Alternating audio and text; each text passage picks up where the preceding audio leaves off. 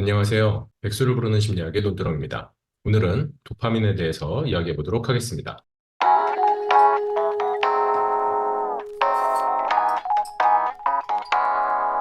도파민에 대해서 요즘에 굉장히 많은 분들이 얘기하고 계시는데요.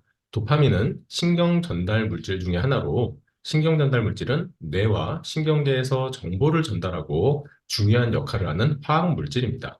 그것 중에 하나가 이제 도파민인 거고요. 이러한 신경 전달 물질은 뉴런 간의 정보 전달을 돕고 생각, 감정, 행동에 영향을 주는 그러한 기능을 합니다. 그렇다면 이러한 것들 중에 도파민은 특별히 어떤 기능을 하는가 보면 감정 조절을 통해서 행복감 같은 긍정적인 감정을 느끼게 합니다.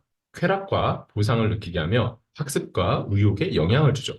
이러다 보니까 요즘에 사람들이 도파민이 뿜뿜해야 돼, 막 이런 얘기를 하면서 도파민이 나오도록 뭐 음식을 먹어야 되고 뭘 해야 되고 이런 얘기들을 굉장히 많이들 하고 계시더라고요.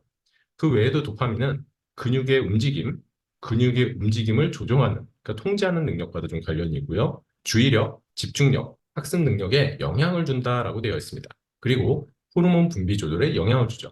그러니 지금 여기 있는 내용들을 이렇게 보시면 도파민이 많으면 좋겠구나.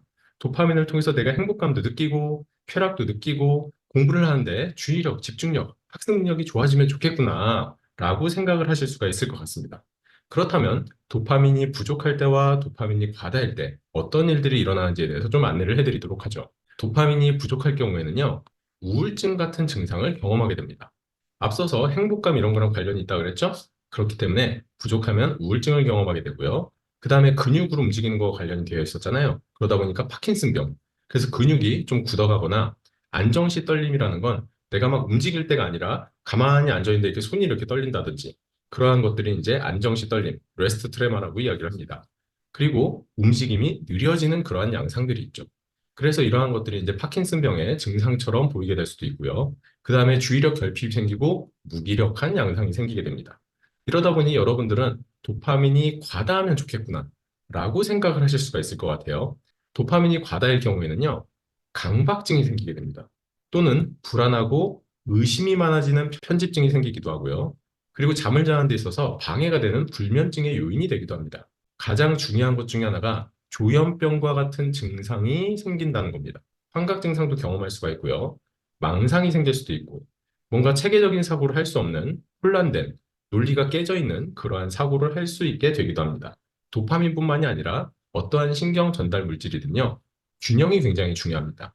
부족하지도 않고 많지도 않게 적절한 수준의 도파민의 수치를 유지를 하는 게 좋고요. 도파민 수치가 너무 높거나 낮게 되면 다양한 신체적 정신적 문제를 일으킬 수 있기 때문에 여러분들이 도파민 과다를 오히려 조심을 해야 될 수도 있죠. 그래서 때로는 도파민 중독이라는 표현을 쓰기도 합니다. 왜냐하면 도파민이 과다할 경우에는 쾌락이 느껴지고 그러한 마음들이 있다 보니까 도파민을 얻기 위해서 끊임없이 도파민이 올라갈 수 있는 그러한 것들을 찾아 헤매게 되는 거죠, 사람들이. 도파민과 관련해서 혹은 신경전달 물질과 관련해서 다양한 어려움들, 특히 신체적, 정신적 문제가 있다면 일단 병원에 방문해서 전문가에게 진료를 보시고 도움을 받는 것을 꼭 권장하고 싶습니다. 지금까지 백수를 고르는 심리학의 논두렁이었습니다. 감사합니다.